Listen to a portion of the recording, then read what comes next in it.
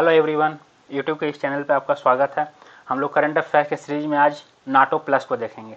अब NATO plus अभी news में क्यों है या ये इम्पोर्टेंट क्यों है, क्योंकि अभी कुछ दिन पहले यानी कि 11 और 12 जुलाई को नाटो का क्या हुआ है,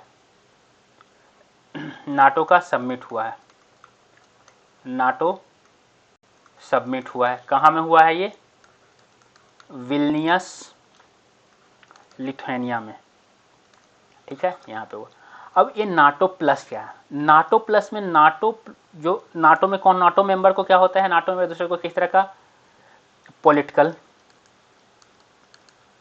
डेमोक्रेसी, सिक्योरिटी, डिफेंस, ये सारा कुछ प्रोवाइड करते हैं। यानी कि इसमें ऐसा होता है कि अगर आप एक नाटो कंट्री पे अटैक कर रहे हो, मतलब कि आप सारे नाटो कंट्री पे अटैक कर रहे हो और सब पे आपको सब एक दूसरे के सपोर्ट करेंगे। उसी तरह नाटो प्लस क्या है? नाटो प्लस का मतलब है कि आप नाटो के मेंबर नहीं हो, लेकिन फिर भी आपको सारा प्रेफरेंस किसका मिलेगा? आपको नाटो वाला प्रेफरेंस मिलेगा। आप नाटो के मेंबर ना होते हुए भी आपको सारा प्रेफरेंस नाटो वाला मिलेगा। ठीक है, तो ये अभी इसलिए है क्योंकि अभी हाल ही में अमेरिकन सीनेट हो गए, अमेरिकन कांग्रेस मेंबर हो गए, ये सब बोल रहे थे कि इंडिया को, क्या बोल रहे थे? इंडिया को नाटो प्लस का मेंबर बनाया जाए। इंडिया को नाटो प्लस का मेंबर बनाया जाए, क्योंकि इंडिया ही है जो कि किसको? चाइना को कहां? इंडो पैसिफिक में काउंटर कर सकता है। इंडो पैसिफिक में कौन? इंडिया। इसलिए इंडिया को नाटो प्लस का मेंबर बना दिया जाए, क्योंकि इंडिया बहुत पहले से बोल चुका है कि हम नाटो का मेंबर नहीं बनेंगे, हम किसी एक पोल के साथ नहीं रहेंगे, एक पोलर पे। नाटो कब बना था? एक्चुअली में बना था कोल्ड वार के टाइम में क्या था? बाईपोलर। हमारा वर्ल्ड कैसा हो रखा था उस समय? बाईपोलर। यानी कि इस समय दो भाग में बटा हुआ था। एक का पोल कहाँ था? यूएसएसआर, और एक था यूएस। लेकिन इंडिया उसमें एक तीसरा अपनाया था, क्या? Non align movement. हम मतलब कि किसी के साथ नहीं रहेंगे। तो अभी तो सबको पता है कि इंडिया नाटो ज्वाइन नहीं करेगा, तो इसीलिए आप बोला जा रहा है कि आप नाटो ज्वाइन नहीं करो, लेकिन आप नाटो प्लस के मेंबर इंडिया को बना दिया जाए। इससे आप नाटो के मेंबर तो नहीं रहोगे, लेकिन आपको सारा प्रेफरेंस किसका मिलेगा? नाटो वाला। आपको सारा कुछ नाटो वाला फैसिलिटी दिया जाएगा। ठीक है, तो ये न्यूज में क्यों था? क्योंकि अभी कौन? US congressional committee on China जो था, वो हाल ही में क्या रिकमेंड किया था कि नाटो प्लस में इंडिया को इंक्लूड कर दिया जाए।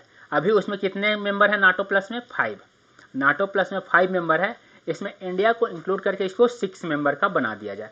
उसी तरह एक और यूएस सीनेट और इंडिया कॉकस को चेयर जो था, वो क्या बोला कि एक स्पेशल लेजिस्लेशन इंट्रोड्यूस किया जाए सीनेट में, जिससे कि इंडिया को नाटो प्लस 5 डिफेंस स्टेटस दिया जाए। जैसे नाटो प्लस 5 या नाटो प्लस के जो मेंबर को डिफेंस स्टेटस दिया हुआ है, वही डिफेंस स्टेटस इंडिया को भी दिया जाए लेजिस्लेशन लाकर। क्योंकि अभी हम जानते हैं कि इस समय जितना इंडिया को यूएस की ज़रूरत है, उससे कहीं ज़्यादा यूएस को इंडिया के ज़रूरत है। क्यों? क्योंकि यूएस का जो हेजेमनी है, लेजिटिमेसी और हेजेमनी, वो कम होते जा रहा है। यूएस का डॉलर नीचे का जो अभी बिजनेस जो है वो लोग लोकल करेंसीज में करने का प्रयास कर रहे हैं। यूएस का डॉलर अब कमज़ोर होता जा रहा है, यूएस का जो पावर है वो कमज़ोर होते जा रहा है, और चाइना जो है वो बहुत तेज़ी से राइज कर रहा है। तो ऐसा बोला कि कुछ समय बाद चाइना जो है वो सुपर पावर बन जाएगा और यूएस जो है वो उसके टक्कर में नहीं रहेगा। तो यूएस कुछ ऐसे पार्टनर्स ढूंढ रहा है जो कि चाइना को काउंटर करने में हेल्प करे, और उसको इंडिया से बड़ा पार्टनर कोई नज़र नहीं आ रहा है।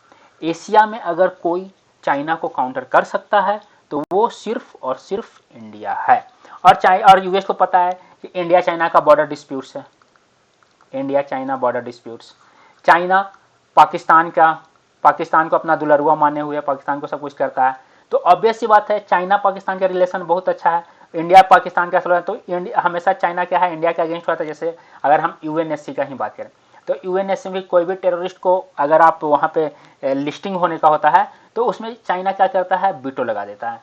पाकिस्तानी सिटीजन्स पे। तो ये सब को देखते हुए चाहता है कि इंडिया हमारे और क्लोज आ जाए, और वही ये सारा कुछ यहाँ पे किया जा रहा है। ठीक है, आई होप आप लोग समझ गए होंगे। तो आगे देखते हैं कि नाटो प्लस है क्या। तो नाटो प्लस एक्चुअली में 5 मेंबर का ग्रुप है, जो जिससे कि सारा स्टेटस नाटो वाला प्रदान है, लेकिन वो नाटो के मेंबर नहीं है। यहाँ पे देखो वो क्या है, एलाइज ऑफ यूएस। यहाँ पे एलाइज लिखा गया है, पार्टनर नहीं लिखा गया, एलाइज लिखा गया। यही सबसे बड़ा बैरियर है इंडिया का इसका मेंबर बनने के लिए, क्योंकि अगर इंडिया नाटो प्लस का मेंबर बन जाता है तो इंडिया जस्ट लाइक इंडिया क्या हो जाएगा, जूनियर पार्टनर ऑफ यूएस। ना कि कंधे से कंधा मिला करना चल के, बल्कि क्या हो जाएगा, ये जूनियर पार्टनर हो जाएगा। यानी कि ऐसा हो जाएगा कि इंडिया यूएस के अंडर में, इंडिया यूएस का जूनियर पार्टनर है, तो जो कि कभी इंडिया नहीं चाहेगा। ये क्या है, ये एक सिक्योरिटी अरेंजमेंट है जो कि नाटो और ये 5 जो अलाइन कंट्री हैं, कौन कौन country, Australia, Japan, south Korea, New Zealand और इजराइल, ये 5 कंट्री को नाटो के साथ लाता है ग्लोबल डिफेंस कोऑपरेशन में। उनके साथ लाता सारा टेक्नोलॉजी सब कुछ ये लोग शेयर करते हैं नाटो के साथ। एक्चुअली में नाटो प्लस कोई ऑफिशियल रिकॉग्निशन नहीं है, लेकिन ये हमेशा यूज होता है, अलायंस के रूप में इसे यूज किया जाता है। अगर हम नाटो का बात करें तो नाटो में भी टोटल कितने मेंबर हैं, 31 कंट्रीज। नाटो में टोटल कितने हैं, 31 कंट्रीज हैं। लेटेस्ट कौन कंट्री ज्वाइन किया है, अभी लेटेस्ट का जो सबसे लेटेस्ट में कंट्री ज्वाइन किया है वो कौन है, फिनलैंड। ये कहाँ से, नॉर्थ अमेरिका और यूरोप। नॉर्थ अमेरिका का 2 कंट्री इसमें है, कौन कौन, यूएस और कनाडा, यूएस और कनाडा। बाकी लगभग इसमें सारे यूरोपियन कंट्रीज हैं। ये कब मेनली स्टैब्लिश हुआ, 1949 में, लेकिन ये फुल एक्शन में कब आया था, मोस्टली 1955 में। जैसे देखो पहले यूएस का मार्शल प्लान था, मार्शल प्लान को ही हम अपग्रेडेड वर्जन नाटो बोलेंगे। ये किसको काउंटर करने के लिए आया था, वार्सोवा पैक्ट ऑफ रसिया, यानी कि उसमें कौन था, ये यूएसएसआर। यूएसएसआर क्या था, देखो उस समय बाइपोलर था, दुनिया क्या था, बाइपोलर का मतलब पावर, सेंटर ऑफ पावर जो था वो 2 पार्ट में डिवाइडेड था। एक सेंटर आपका यूएसएसआर था, दूसरा सेंटर आपका यूएस था। यूएसएसआर कम्युनिज्म, यूएस कैपिटलिज्म, या आप इसको बोल सकते हो डेमोक्रेसी, ओपन मार्केट, ये mostly state controlled, mainly closed market, इस तरह से था। कम्युनिज्म था, ठीक है।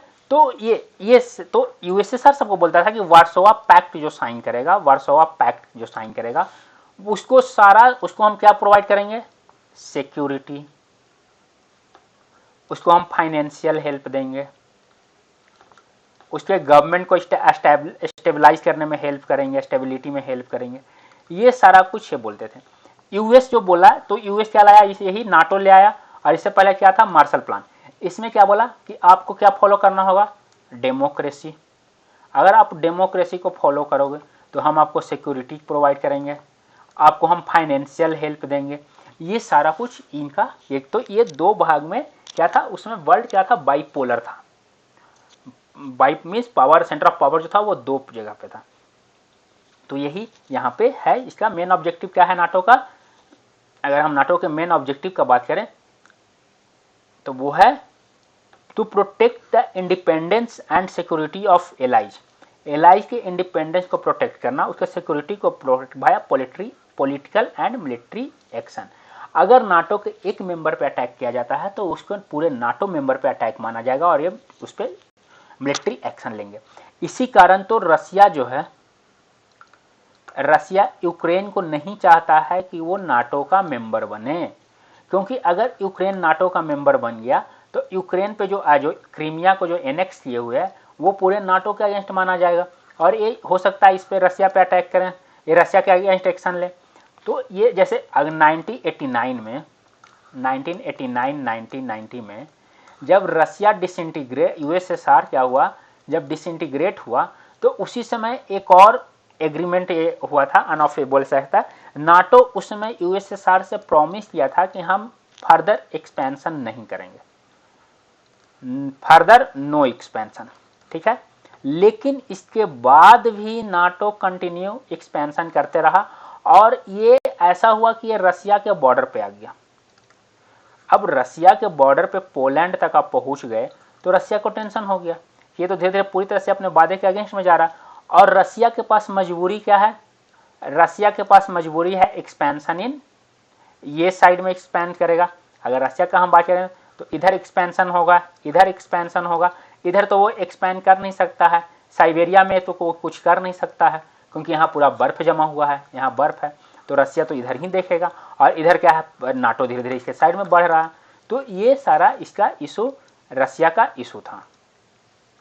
ठीक है, अगर हम नाटो का देखो 90s में वो प्रॉमिस किए थे कि नहीं होगा, लेकिन फिर भी 90s में चेक रिपब्लिक, आपका हंगरी, पोलैंड ये सब मेंबर बना। 2000 में बात करें तो Bulgaria, Estonia, Latvia, Lithuania, Romania, Slovenia, ये सारे इतने सारे मेंबर देखो, Albania, Croatia, Montenegro, North Macedonia, Finland, यानी कि प्रॉमिस के बाद भी इतना एक्सपेंशन हुआ। इवन कि 2023 में भी एक्सपेंशन हुआ। इस तरह से नाटो का एक्सपेंशन हो रहा है, जो कि उसी समय ये प्रॉमिस किया था कि नाटो अब फर्दर एक्सपेंशन नहीं होगा क्योंकि कोल्ड वार क्या हो गया है, कोल्ड वार अब खत्म हो गया। तो अब नाटो का वैसा कोई मतलब ज़रूरत है नहीं। बट यूएस जानते हो, यूएस इतना धूर्त दुनिया का कोई भी देश नहीं है। वो कहा जाता है अंकल, इसको हम लोग क्या बोलते हैं इंटरनेशनल वर्ड में, यूएस को अंकल सैम। अंकल सैम का ना तो दोस्ती अच्छा है ना ही दुश्मनी अच्छा है, बस इनसे काम से काम मतलब रखो, उतना ही भर। यूएस इतना बड़ा धूर्त इंटरनेशनल पॉलिटिक्स में कोई कंट्री नहीं है। ये आपको कब बीच मझधार में छोड़ के चला जाएगा ये कभी कोई नहीं जानता। जैसे इसका सबसे बड़ा एग्जाम्पल अगर हम बात करें तो इसका सबसे बड़ा एग्जाम्पल कौन झेल रहा है, कुर्द। इसका सबसे बड़ा एग्जाम्पल अफगानिस्तान। इसका सबसे बड़ा एग्जाम्पल इराक एंड सीरिया। जैसे कुर्द जो है, कुर्द के बारे में बोला जाता है कि Kurd is the one of the largest homeless society. क्या? होमलेस सोसाइटी, दुनिया का सबसे बड़ा होमलेस सोसाइटी है कुर्द। कुर्द एक्चुअली कहाँ पे है? कुर्द आपका तुर्की, ईरान, इराक और सीरिया, तुर्की, ईरान, इराक और सीरिया में फैला हुआ है कुर्द। खास करके तुर्की का बहुत बड़ा हिस्सा। अगर हम तुर्की का बात करें तो तुर्की में मेनली दो कम्युनिटी हैं, तुर्क और कुर्द। उस तरह अगर हम इराक का बात करें तो इराक में मेनली तीन कम्युनिटी है। ठीक है, सबसे ज़्यादा कौन है? सुन्नी, उसके बाद शिया और इधर कुर्द। उस तरह अगर हम ईरान का बात करें तो ईरान में मेनली दो कम्युनिटी हैं, सबसे ज़्यादा क्या है? शिया, और इधर कौन सा है? थोड़ा सा कुर्द। सीरिया में भी तीन कम्युनिटी है, सेम टू सेम सीरिया में तीन कम्युनिटी है। कौन कौन? शिया, सुन्नी और कुर्द। तो कुर्द जो है वो एक अलग देश कुर्दिस्तान का डिमांड कर रहा है। कौन सा? कुर्दिस्तान। अब देखो, जब ISIS का इशू बढ़ा, ठीक है, Islamic state of Iraq and Syria, तो यूएस क्या बोला? यूएस कुर्द को ट्रेनिंग दिया, आर्मी ट्रेनिंग, पूरी तरह से इनको वेपन्स दिया, आर्म्स एंड एम्युनिशन से लैस किया और बोला कि आप हमारे लिए ISIS के खिलाफ लड़ो, हम आपको नया कंट्री बनाने में हेल्प करेंगे। कुर्द बेचारा भोले भाले इंसान, इनको देश की जरूरत था, ये यूएस के झांसे में आ गया। यूएस से इनके साथ इसका हुआ और अब जब कुर्द एक अपना आर्म एंड एम्युनिशन, सोल्जर से सब बना लिए, तो इसके अगेंस्ट पूरी तरह से एकदम हैवॉक बन के उतरा कौन? तुर्की। क्योंकि तुर्की को पता था कि अगर कुर्द एक नया कंट्री बनाने का बात चल रहा है, कुर्दिस्तान, तो ये तुर्की का कुछ पार्ट ले लेंगे, हमारे देश का कुछ पार्ट इनके साथ चला जाएगा, जो कि ये कभी नहीं चाहता था। तो यही हुआ और ऑल ऑफ ए सडन, सब लोग जानता है, हम लोग हमेशा करंट अफेयर पढ़ते हैं, all of a sudden US क्या किया? यूएस सीरिया और इराक को छोड़कर चला गया। बेचारा कुर्द कहीं का नहीं रहे, न घर के न घाट के। इसका फायदा तुर्की उठाया, तुर्की और ज़्यादा इनके ऊपर मिलिट्री अटैक स्टार्ट कर दिया, मिलिट्री अटैक और ज़्यादा स्टार्ट कर दिया, कुर्द को और ज़्यादा मारना स्टार्ट कर दिया, क्योंकि वो लोग इसको अपना देश का सिटीजन मानते ही नहीं है। तुर्की इसको अपने देश का सिटीजन मानता ही नहीं है कुर्द को। तो ये सारा इधर इसीलिए बोला था कि अमेरिका जैसा धूर्त कोई नहीं है। अब बात आता है कि अमेरिका इंडिया को नाटो प्लस या इतना क्यों तवज्जो दे रहा, तो अमेरिका भी हाल ही बोला था कि India is the first responder, India क्या है, फर्स्ट रिस्पोंडर है किसका, ताइवान का। इधर जो ताइवान आपका है, इंडिया जो है वो ताइवान का फर्स्ट रिस्पोंडर होगा इन केस यार चाइना उस पर अटैक करता। तो भैया आप ताइवान को बचाने का जिम्मा ले रखे हो यूएस भाई साहब, तो इंडिया क्यों इस पर अटैक करेगा, इंडिया को इससे क्या मतलब है। ऐसे भी इंडिया किसको फॉलो करता है, one China policy, one China policy. अभी हाल ही में यूएस के फॉरेन मिनिस्टर गए हुए थे वहाँ, वो खुद बोले कि हम वन चाइना पॉलिसी को फॉलो करते हैं, वन चाइना पॉलिसी को फॉलो करते हैं, ठीक है। तो जब हम वन चाइना पॉलिसी को फॉलो करते हैं तो ताइवान तो ऑलरेडी चाइना का हिस्सा हम मान रहे हैं ताइवान को, क्योंकि हम वन चाइना पॉलिसी को मान रहे हैं। तो फिर यहाँ पे हम कैसे क्यों फर्स्ट रिस्पोंडर बनेंगे, इसका मतलब तो है ना कि आप डायरेक्ट हम लोग के बीच में वार करवाना चाहते हो और इसका फायदा उठाना चाहते हो। तो ये वो इसीलिए अमेरिका जैसा धूर्त कंट्री कोई नहीं है। अमेरिका के झांसे में आना मतलब कि अपना बर्बादी। हाँ ये है कि इंडिया हाल ही में डायरेक्टली मना कर दिया कि हम नाटो या नाटो से जुड़े किसी भी ऑर्गेनाइजेशन का मेंबर नहीं बनेंगे, पार्टनर नहीं बनेंगे, ठीक है। ये सारे मेंबर कंट्रीज हैं, कब कब बने हैं नाटो के। अभी और कौन कौन कंट्री, कुछ कंट्री और भी है जो कि बनना चाहता है, जैसे कि यूक्रेन है, जॉर्जिया है, स्वीडन है, ये सारे कंट्री जो हैं वो इसके मेंबर बनना चाहते हैं। जैसे स्वीडन ही है, स्वीडन भी इसका मेंबर बनना चाहता है। अब या जैसे नाटो क्या है, नाटो आपका कॉन्सेंसस बेस्ड ऑर्गेनाइजेशन है।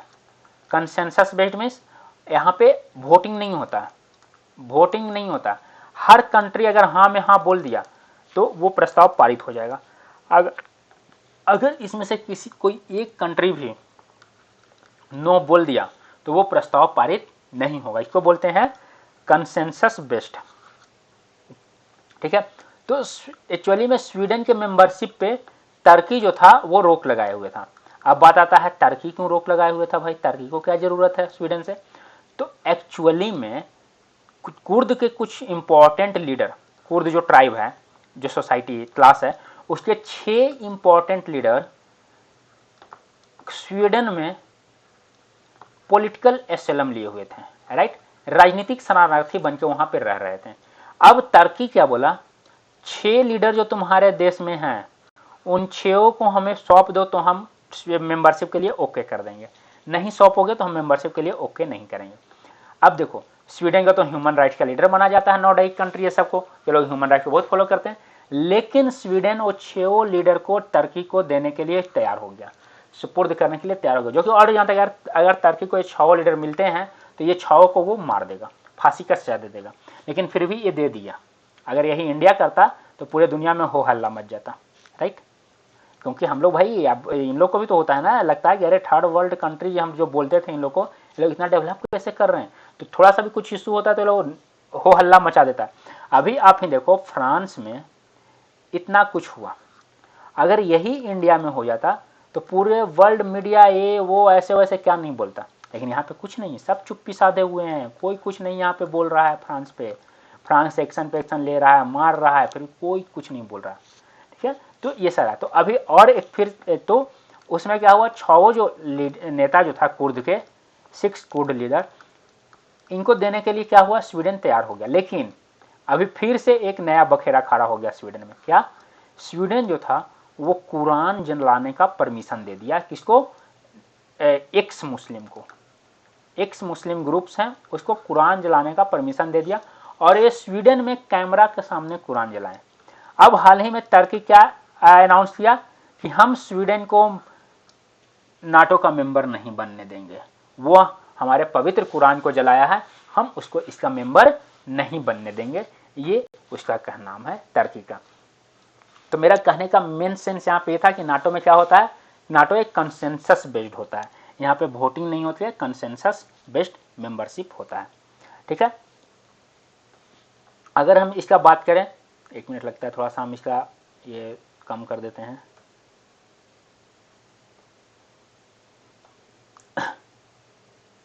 ठीक है।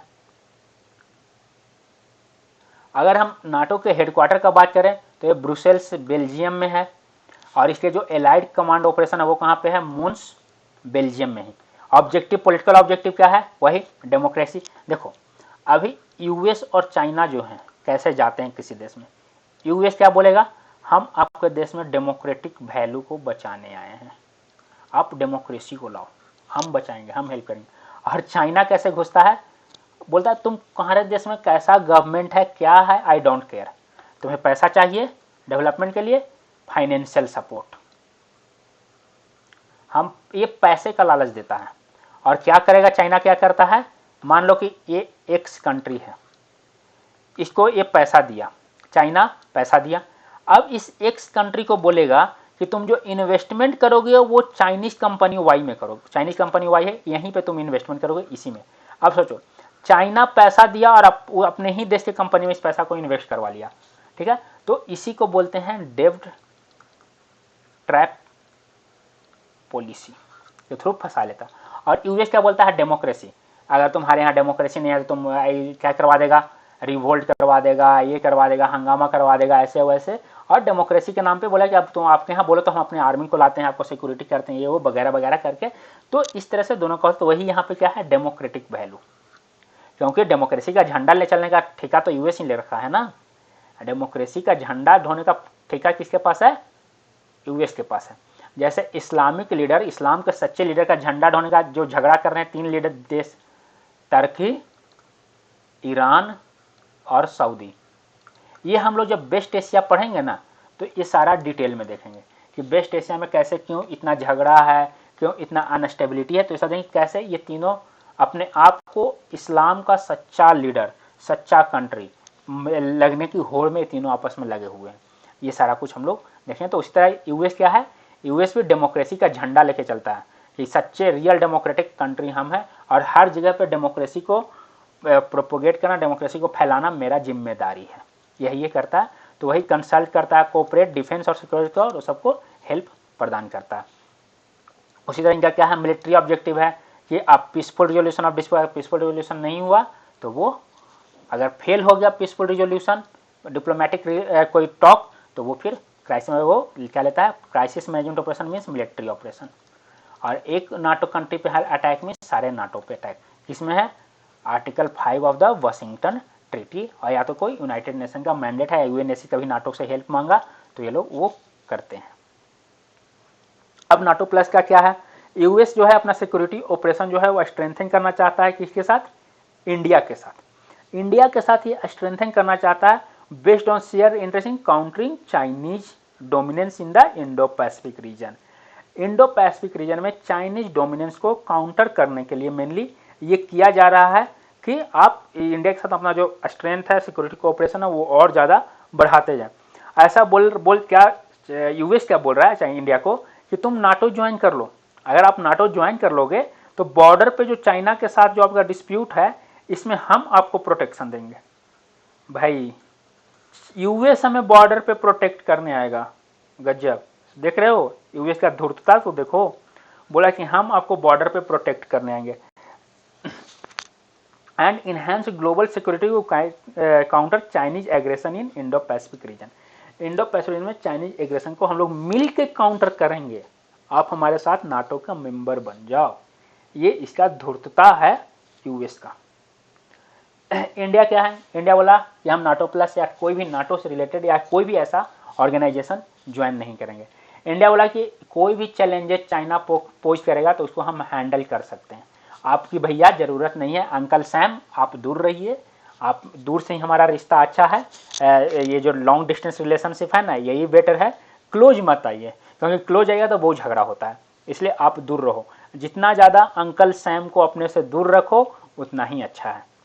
Geographical barrier between India and China, Himalayan region. Himalayan region जो है, हिमालय जो है भैया, ऐसे जगह पे अमेरिकन नाटो के अलायंस को लड़ने का या कुछ करने का आइडिया ही नहीं है।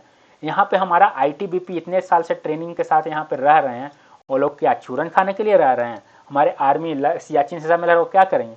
तो ये ज्योग्राफिकल बैरियर नाटो के लिए सही नहीं है। चाइना अभी खुद एक इकोनॉमिक क्राइसिस से गुजर रहा है और उसका जो एक्सपोर्ट और इंपोर्ट है वो डिक्लाइन हो रहा है। तो ये सबसे आर्गुमेंट जो है कि नाटो ज्वाइन करेगा तो चाइनीज एग्रेशन को काउंटर करना है, आप हमको सेफ गार्ड करोगे, आप हमको सिक्योरिटी दोगे, ये सब आर्गुमेंट जो है ना वो सब बकवास होते हैं। क्योंकि एक्चुअली में बात क्या है कि इंडिया को यूएस जो है वो चाइना का काउंटर के रूप में यूज करना चाहता है। एग्रेशन जो है इंडिया का वो यूएस का तो कुछ चल नहीं रहा है एशिया में चाइना के सामने, तो वो इंडिया को ही सामने लाकर खड़ा करना चाहता है। ये यूएस का धुरता है ताकि अपना जो हेजीमनी है वो बना रहे। हाँ, लेकिन ऐसा नहीं है। इंडिया अगर अभी हम लोग को यूपीएससी पॉइंट ऑफ व्यू से देखना है, answer writing point of view से देखना है, तो अगर हम लोग को सपोज करो क्रिटिकली एनालिसिस करना है कि आप क्रिटिकल एनालिसिस करें कि नाटो प्लस में इंडिया को जोड़ना चाहिए या नहीं, तो हमें उसका पॉजिटिव चीज़ भी देखना होगा, नेगेटिव चीज़ भी देखना होगा। तो सिग्निफिकेंस क्या है, कुछ फायदा भी है नाटो प्लस ज्वाइन करने का। पहला क्या है, स्ट्रेंथन डिफेंस कैपेबिलिटीज।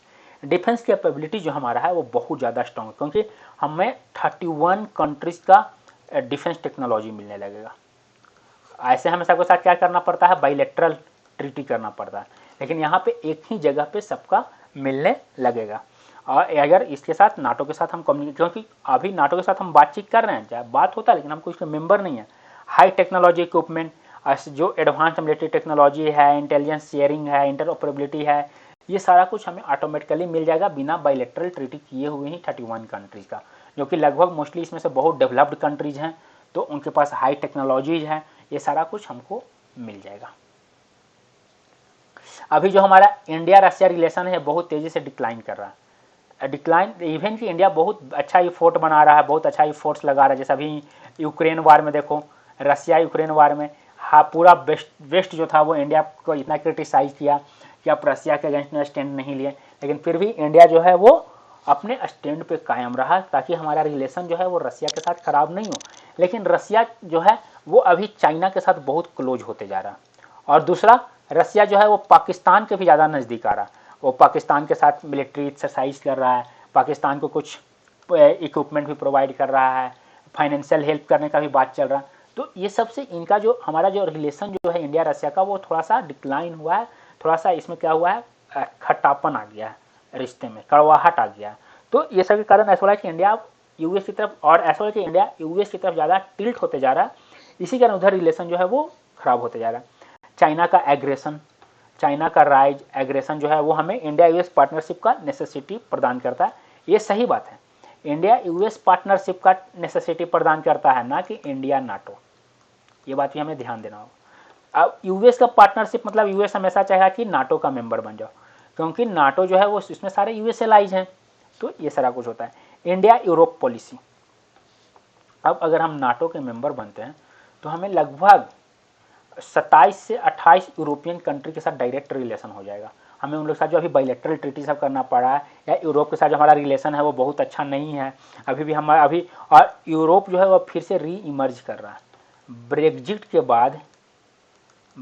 के बाद यूरोप फिर से री इमर्ज कर रहा है, फिर से री इमर्ज करने का प्रयास कर रहा है। तो इसका हम ज़्यादा से ज़्यादा फायदा उठा सकेंगे, जो कि अभी चाइना उठाने का प्रयास कर रहा है, तो हम भी इसका फायदा उठा सकेंगे अगर हम नाटो का मेंबर बन जाते हैं तो।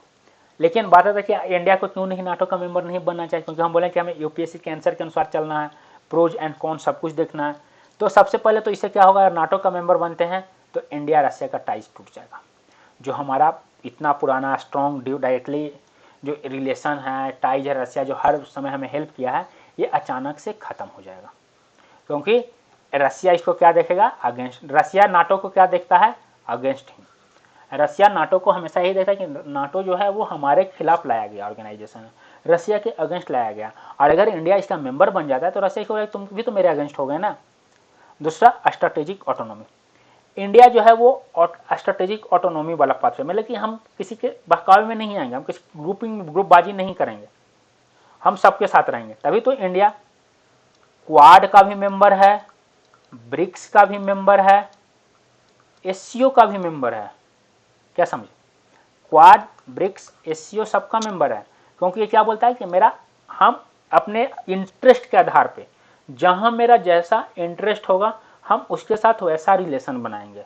हम सारे ब्लॉक के साथ रिलेशन बनाएंगे, हम किसी एक ब्लॉक के पास नहीं जाएंगे कि भैया हम तुम्हारे साथ ही रहेंगे, नहीं। अगर हमें फायदा रशिया के साथ होगा तो हम रशिया के साथ रहेंगे, अगर हमको फायदा यूएस के साथ होगा तो यूएस के साथ रहेंगे, चाइना के साथ फायदा होगा तो चाइना के साथ भी जाएंगे। ऐसा नहीं है कि हम किसी का। और सब लोग जानता है एक चीज़ कि इंटरनेशनल रिलेशन में कोई भी रिलेशन इंटरनेशनल रिलेशन में no any relation is permanent, कोई भी रिलेशन परमानेंट नहीं होता, ठीक है ना। कभी भी रिलेशन किसी के साथ बन सकता है। जैसे अभी हम देखेंगे, बात करते हैं तो सऊदी अरबिया, सऊदी और तुर्की के साथ डिप्लोमेटिक टॉक स्टार्ट हो गया है। सऊदी और ईरान के साथ फिर से डिप्लोमेटिक टॉक स्टार्ट हो गया है। ईरान और तुर्की के साथ फिर से डिप्लोमेटिक टॉक स्टार्ट हो गया है, जो तीनों एक दूसरे के कट्टर एनिमी कंट्री के रूप में। तो वही इंटरनेशनल रिलेशन में कोई भी रिलेशन परमानेंट नहीं होता है। तो वही इंडिया क्या बोला कि हम जो है सारे कंट्री के साथ रिलेशन जो है वो अपना इंटरेस्ट के आधार पर रखेंगे, हम आपके बहकावे में नहीं आएंगे। इससे क्या, और दूसरा क्या हो जाएगा, लिमिटिंग फ्रीडम ऑफ एक्शन। यहाँ पर मिलिट्री फ्रेमवर्क जो है वो लिमिट ऑफ हो जाएगा, क्योंकि और इसमें हम ज़्यादा क्या हो जाएगा, प्रिवेंट कर देगा, क्योंकि सारे नाटो कंट्री के साथ लेकर चलना है, सबके अनुसार काम करना है, वहाँ पे आपको उसके अनुसार पे सारा कुछ साइन करना पड़ेगा।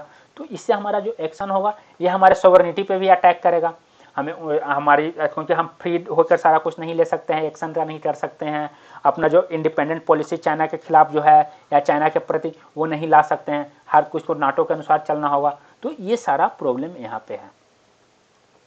इससे इंडिया को कोई खास फायदा होने वाला नहीं है।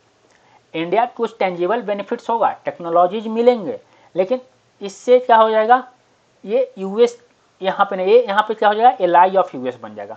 हाँ, अगर वही ट्रीटी बेस्ड फ्रेमवर्क यानी कि बायलैटरल रिलेशन यूएस के साथ रखता है तो वो ज़्यादा फायदेमंद है, जो अभी इंडिया रखे हुए है। लेकिन अगर नाटो का इंडिया मेंबर बन जाएगा तो वो यूएस का एक एलाई बन के रह जाएगा, इससे पार्टनर वाला फायदा नहीं होगा, ठीक है। फिर ग्रेट पावर एस्पिरेशन, हम एक ग्रेट पावर बनना चाहते हैं, हम दुनिया का ग्रेट पावर, एक सेंटर बनना चाहते हैं। क्या, हम ग्लोबल साउथ के लीडर बनना चाहते हैं। ग्लोबल साउथ का लीडर बनना चाहता है इंडिया। और क्या वो चाहेगा कि कोई एक ग्रुपिंग का में सिमट के रह जाए, एक ग्रुप में एक कंट्री का एलाई बन के रह जाए?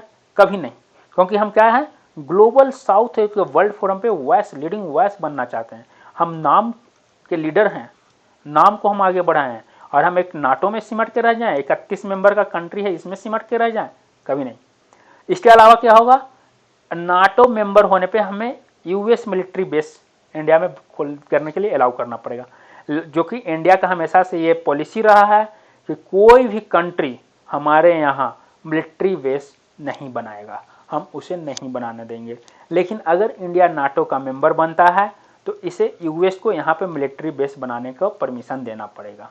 तो ये से क्या होगा, हमारे ऑटोनॉमी, हमारे स्ट्रेटेजिक, हमारे डिफेंस स्ट्रेटेजी पे, ये सब पे इम्पैक्ट पड़ेगा सारा कुछ। ये सारा रीजन है कि इंडिया को नाटो प्लस या नाटो का मेंबर नहीं बनना चाहिए। यानी कि अगर हम लोग जो पॉजिटिव देखें, पॉजिटिव से ज़्यादा निगेटिव है, फायदा से ज़्यादा नुकसान है, तो हमें इसका मेंबर नहीं बनना चाहिए। इंडिया का प्रायोरिटीज क्या होना चाहिए, इंडिया को अपना प्रायोरिटीज 3 जगह पर रखना चाहिए। ये सब मेंबर ग्रुपबाजी से अच्छा बॉर्डर डिस्प्यूट्स, टेररिज्म और regional conflicts. Border dispute solve करना, टेररिज्म को खत्म करना और रीजनल कॉन्फ्लिक्ट्स जो है इसको कम करना इंडिया का मेन प्रायोरिटी अभी है। इंडिया का भी border disputes, neighbouring countries China और पाकिस्तान के साथ खासकर जो चल रहा है, इसको सोल्व करना, सॉर्ट आउट करना सबसे बड़ा प्रायोरिटी है इंडिया के नेशनल सिक्योरिटी के लिए। एक अभी म्यांमार भी टेंशन बनता जा रहा है, क्योंकि अभी आप हम लोग देख रहे हैं मणिपुर का इशू। मणिपुर में ज़्यादातर म्यांमार इंसर्जेंसी, म्यांमार के बॉर्डर जो ओपन बॉर्डर है यहाँ से इंसर्जेंस आ जाते हैं। तो इंडिया को अपना बॉर्डर्स को कंट्रोल करना ज़्यादा जरूरी है किसी ग्रुपिंग में जाने से। नाटो के पास कुछ सर्टेन कॉम्पिटेंसी थी इशू के साथ, तो उसके पास कुछ है, जैसे वो यूरेशिया में वो करता है, इंडो पैसिफिक पे वो रिसोर्सेज को है, अटेंशन को है, सब डाइवर्ट करता है सारा कुछ। तो ये इंडिया को ज़्यादा हेल्प नहीं करेगा, ये इंडिया को ज़्यादा हेल्प नहीं कर पाएगा, क्योंकि इंडिया का जोग्राफिकल जो कंडीशन है वो बिल्कुल अलग है in comparison to other parts country. और ये नाटो को यहाँ से कोई फायदा खास है नहीं, वो बस चाइना को देख रहा है, उससे इंडिया को वैसा नहीं हो पाएगा। इंडिया जो क्वाड का मेंबर है, क्वाड ज़्यादा प्रॉमिसिंग है नाटो के कंपेरिजन में। क्वाड भी मिलिट्री ग्रुपिंग है, म्यूचुअल डिफेंस पैक्ट है नाटो की तरह, लेकिन वो ज़्यादा फायदेमंद है नाटो प्लस से, और वो जो है उसमें ज़्यादा इकोनॉमिक, डिप्लोमेटिक और मिलिट्री टाइज है एक दूसरे मेंबर से in comparison to NATO plus. Quad के मेंबर कौन कौन है, जापान, ऑस्ट्रेलिया, यूएस, इंडिया, और एक इस तरह क्वाड 2 यानी कि फिर उसको हम I2U2 बोलते हैं, इंडिया, इजराइल, यूएस, यूएई। ठीक है, तो क्वाड ज़्यादा प्रॉमिसिंग है इन कंपैरिजन टू नाटो या नाटो प्लस। इंडिया को इस पे फोकस करना चाहिए, ना कि नाटो या नाटो प्लस पे। इंडिया कोई भी डायरेक्ट मिलिट्री इन्वॉल्वमेंट जो है नाटो के साथ नहीं करना चाहिए, इंडिया को हमेशा दूर रहना चाहिए, क्योंकि अगर एक बार आप नाटो के साथ मिलिट्री इन्वॉल्वमेंट कर लेते हो तो सबसे पहले जो आपके अगेंस्ट जो आवाज़ उठाएगा, जो सबसे होगा, वो रसिया, और ये पाकिस्तान चाहता है। इसका फायदा ज़्यादा कौन उठाएगा? पाकिस्तान। वो रसिया के और क्लोज चला जाएगा। ऐसे ही चाइना चाहता है, चाइना इनका रिलेशन दोनों को ठीक करने में लगा हुआ है, तो और इसको अरे एक अलग ब्लॉक बन जाएगा। कौन सा ब्लॉक? रसिया, ईरान, चाइना, पाकिस्तान। ये ज़्यादा डेंजरस ब्लॉक है, ये ज़्यादा हार्म पहुंचाएगा। नाटो में इंडिया को जोड़ने से जितना फायदा होगा, उससे ज़्यादा नुकसान इस ब्लॉक से होगा इंडिया को। कौन सा? रसिया, ईरान, चाइना और पाकिस्तान का जो ब्लॉक बन जाएगा, ये ब्लॉक जो है वो ज़्यादा सरदर्द होगा, जो हमारे पास नाटो से फायदा आएगा उसके कंपैरिजन में। तो ये हम लोग को ज़्यादा देखने की ज़रूरत है। इवन कि आप टॉक करो, ऑर्गेनाइजेशन है, हम इंडिपेंडेंट कंट्री, हम टॉक करेंगे, बट मिलिट्री इन्वॉल्वमेंट नहीं होना चाहिए। इंडिया पहली बार पॉलिटिकल डायलॉग करना है, हम मिलिट्री डायलॉग नहीं। पहली बार पॉलिटिकल डायलॉग जो है नाटो से कब किया है? ब्रुसेल्स में किया था 2019 में। ठीक है, पॉलिटिकल डायलॉग करेंगे बट मिलिट्री डायलॉग नहीं करेंगे। तो ये था हम लोग का नाटो प्लस के बारे में। हम लोग देखें नाटो प्लस क्या है, नाटो क्या है, नाटो का ऑब्जेक्टिव क्या है, नाटो प्लस का ऑब्जेक्टिव क्या है, ये क्यों इंडिया को क्यों इन्वॉल्व करना चाहते हैं, इंडिया को इन्वॉल्व करना चाहिए या नहीं करना चाहिए, करता है तो क्या पॉजिटिव है, करता है तो क्या निगेटिव है, ओवरऑल क्या हो, वे फॉरवर्ड क्या है, क्या आगे क्या इंडिया को करना चाहिए, इंडिया को किस पे प्रायोरिटीज़ देना चाहिए, ये सारा कुछ हम लोग देखें। तो आई होप आप लोग को ये सारा कुछ समझ में आ गया होगा, और आप लोग को ये जो टॉपिक है नाटो प्लस, वो पूरी तरह से क्लियर हो गया होगा। आज ये इतना ही, हम लोग अगले क्लास में फिर से एक नए टॉपिक के साथ आएंगे। अगर आप लोग को ये वीडियो अच्छा लगा है तो चैनल को लाइक कीजिए, सब्सक्राइब कीजिए और कमेंट कीजिए। Thank you.